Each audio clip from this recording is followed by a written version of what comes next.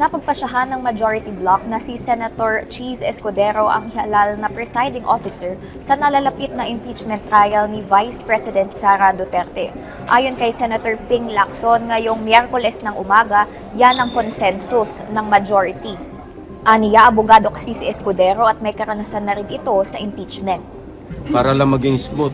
Kasi alam nyo, pag ikaw nagpipreside, kailangan talaga meron kang hindi basic knowledge sa law, yung rules of court, evidence. Kasi once na merong mag-motion either from the prosecution or defense, merong pagkakataon na kailangan mag-rule ka immediately, di ba? Yes, sir. Sustained, overruled. Hindi naman pwedeng kada motion ibabalik sa body.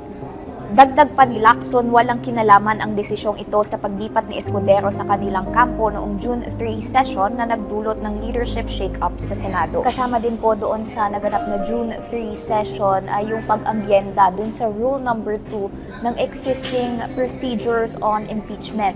At hindi na nga lamang yung Senate President ang maaaring maging presiding officer dahil kapag bumoto ang mayorya ng mga senador ay maaari din silang mag-elect ng bagong presiding officer. At dahil nga dyan, si Escudero ang napipintong mag-preside sa impeachment trial ng vice-presidente. Ayon kay Lacson, pwedeng i-elect sa July 6 si Escudero kung kailan muling magko-convene ang Senado bilang isang impeachment court. Ako po si Isabel Pechay, nag-uulat para sa Inquirer.